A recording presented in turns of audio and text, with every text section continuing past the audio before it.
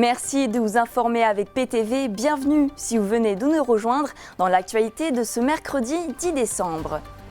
Conférence de presse ce mardi à Colombey-les-Deux-Églises. La boisserie demeure du Général de Gaulle pourrait bientôt être classée monument historique, un statut plus protecteur. Depuis quelques mois, la municipalité de Bar-le-Duc a renouvelé son label d'art et d'histoire pour 10 années supplémentaires. On vous explique à quoi il correspond dans ce journal. Une impressionnante intervention des forces de l'ordre s'est déroulée dans la nuit de lundi à mardi à Villiers-en-Lieu, en Haute-Marne. Un homme armé a été interpellé après une mobilisation exceptionnelle du RAID. Dans l'agglomération Meuse-Grand Sud, les médiathèques sont devenues gratuites depuis début juillet pour une large partie des habitants, une mesure qui fonctionne déjà avec une nette hausse des inscriptions.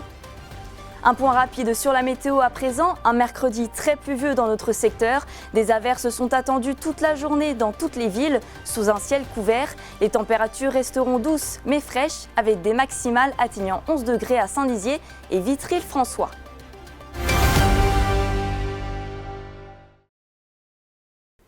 Le destin du mémorial Charles de Gaulle et de la boisserie se jouait ce mardi à Colombey-les-Deux-Églises. Réuni en urgence, le département a levé une partie du voile sur une situation financière fragilisée depuis des années et sur les inquiétudes suscitées par le statut de la maison du général, récemment classée en urgence. Entre pertes chroniques, transition impossible et rumeurs persistantes, le président Nicolas Lacroix a tenté de rassurer. Célia Richard était sur place. Un avenir qui était jusqu'à peu incertain. Ce mardi, une conférence de presse s'est tenue en urgence au mémorial Charles de Gaulle à Colombey-les-Deux-Églises. Sur la table, l'avenir du mémorial et de la boisserie. J'ai annoncé aux agents du mémorial que l'ASEM va cesser son activité au mois de mai ou fin avril et que les agents du mémorial vont devenir des agents du département puisque le département va reprendre en direct la gestion du mémorial pour une période qui va lui permettre de revoir le modèle de gestion et travailler sur un autre portage dans une échéance qui pourrait aller d'1 an à 18 mois. Depuis 2010, le site enregistre entre 100 et 200 000 euros de pertes annuelles sans parvenir à rééquilibrer ses comptes. Une prolongation de la délégation de services publics, prévue pour 8 mois, devait permettre d'organiser la transition, mais la situation financière ne le permet finalement plus. Une situation sensible et délicate, appuyée par les nombreuses rumeurs qui ont touché la boisserie ces derniers jours. Pour rappel, la maison du Général de Gaulle était déjà considérée comme monument historique, mais a été classée en urgence par la Commission nationale du patrimoine et de l'architecture. Ce statut est bien plus protecteur que le précédent et permet également à l'État ou au département d'intervenir en cas de vente afin de garantir que le lieu reste entre des mains françaises. Les discussions qui sont en cours aujourd'hui sur potentiellement la vente de la boisserie à l'État, au département, ce sont des choses qui sont aujourd'hui discutées. Moi, je discute avec la famille parce que rien ne se fera sans la famille à Colombey. Je crois qu'aujourd'hui, la mémoire du général, ça passe d'abord et avant tout par ceux qui l'ont connu, par ceux qui ont vécu dans cette maison. Je pense évidemment aux petits-enfants du général de Gaulle. Et on va travailler avec eux pour trouver une solution à court terme. Et j'allais dire un peu dans l'urgence. On devait sécuriser le fonctionnement du mémorial de la boisserie. C'est la décision que j'ai annoncée ce matin aux agents, que j'ai annoncée hier soir aux élus du département. Et on aura des décisions à prendre au conseil départemental au premier trimestre 2026. Lors de la conférence, Nicolas Lacroix a rappelé que le département assure la gestion du lieu, mais n'est pas propriétaire. Aucune vente n'est prévue par les descendants. À Bar-le-Duc, le patrimoine est une nouvelle fois mis à l'honneur. La ville a renouvelé son label d'art et d'histoire pour 10 années supplémentaires. Une reconnaissance qui permet de valoriser ces nombreux monuments, parfois méconnus. Églises, souterrains ou bâtiments emblématiques, la cité barisienne continue de faire vivre son héritage architectural, comme nous le montre Léo Martin. C'est dans cette rue, au milieu des habitations, que se cache une église presque méconnue des Barisiens. Un lieu de culte particulier, une partie de la bâtisse a été construite au-dessus du canal des usines, fermée depuis de nombreuses années et ouverte seulement quelques fois par an. À l'intérieur, des trésors et surtout un patrimoine cultuel important. Tout blanc en fait, il y a un fond neutre avec des éléments héraldiques Voilà, et donc on a vraiment cet aspect de vignette de BD, alors que là c'est complètement différent. Là on a le fond est creusé, il y a de la perspective, un peu moins d'aspect narratif, on a juste des personnes qui sont là, qui trônent dans leur case. Voilà, donc on a une église qui est vraiment enserrée dans la ville basse, la ville industrielle des artisans de Bar-le-Duc. Comme c'est une église d'ordre mendiant qui ont fait vœu de pauvreté, on a une nef extrêmement simple, on n'a pas de bas-côté, tout est en une seule et même nef. Pour ça, c'est en fait l'idée, c'est qu'on dit que le prêche qui avait lieu dans la chaire était beaucoup plus facilement entendable. Dans cette église, il nous reste, ce qui est assez extraordinaire et injustement méconnu, ce sont donc les fameuses peintures murales qui devraient dater entre fin 15e siècle, peut-être début 16e siècle, ça reste à confirmer, qui sont des peintures murales gothiques, ce qui est assez rare. Ce lieu fait partie des 39 monuments historiques de la cité barisienne. Et il y a quelques mois, la municipalité a renouvelé son label d'art et d'histoire pour 10 années supplémentaires, une reconnaissance importante. L'idée de ce label, c'est d'indiquer, ou plutôt de s'engager à la valorisation, bien sûr, des patrimoines, parce qu'il n'est pas question de ne s'intéresser qu'à une sorte de patrimoine. Valorisation des patrimoines, meilleure connaissance aussi, connaissance à la fois scientifique, mais aussi vulgarisation en direction des habitants, des touristes. On a aussi un travail de médiation, mais aussi un travail de conservation, c'est-à-dire que très régulièrement, on fait restaurer certaines œuvres d'art, par exemple. Dans cette église du XIVe siècle, il y a des objets insolites comme ces bancs classés, mais aussi cette statue dans le mur. 2 bourreaux bastonnent le Christ. Voilà, il est supplicié. Mais l'un des bourreaux a un habit différent du reste de la scène, c'est celui-ci. Vous voyez qu'il a un habit, il a un bouclier rond, il a des habits qu'on appelle en crevé, qui sont typiques d'une époque, plutôt du XVIIe siècle. Et en fait, ce personnage est un lansquenet. Un lansquenet, ce sont des mercenaires allemands qui ont ravagé l'Allemagne et puis les terres un peu autour, donc la Lorraine, ils sont venus en Lorraine, pendant la guerre de 30 ans, une guerre qui a duré 30 ans, une guerre de religion entre protestants et catholiques. Et dans la charpente, c'est tout un autre décor qui s'offre aux visiteurs. Il n'y a rien de l'autre côté de la voûte, elle repose sur du vide. Voilà pourquoi on a pu construire aussi haut. Même les poutres, la charpente repose sur les murs extérieurs. Et donc là, on voit l'envers du décor.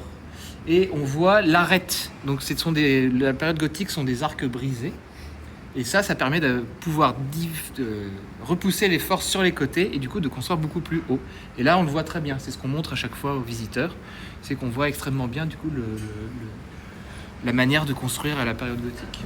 Cet endroit n'est pas le seul à faire partie de ce label. Un abri anti-aérien sous la ville de Bar-le-Duc. Il y en avait une dizaine lors des différentes guerres mondiales, seulement un encore existant. Le conflit s'éternise, on commence à construire des vrais abris en béton, comme celui-ci. Donc ici, par exemple, on est en dessous de 2 mètres de béton, ce qui est assez important pour l'époque.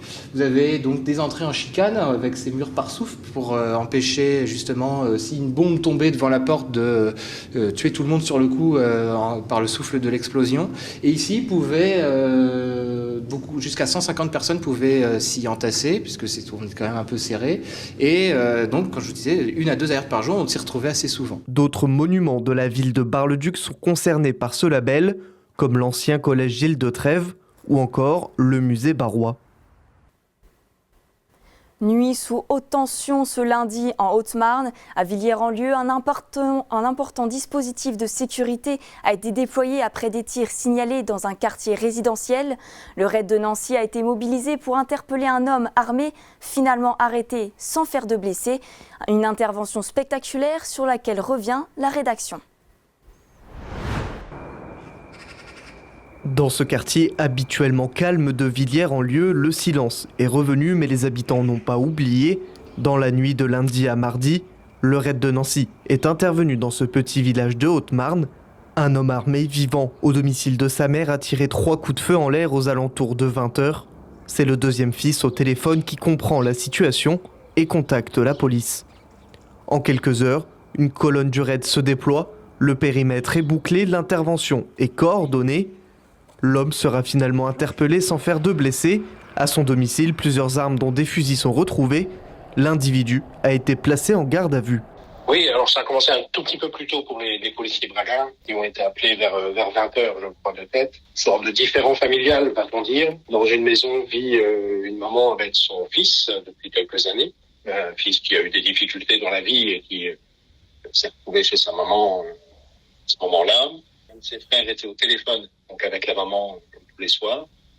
Et on ne sait pas pourquoi, il aurait à ce moment-là sorti une arme, a priori tiré dans la maison sans mettre en danger personne. Et légitimement, le frère a prévenu la police parce qu'il était inquiet pour sa maman.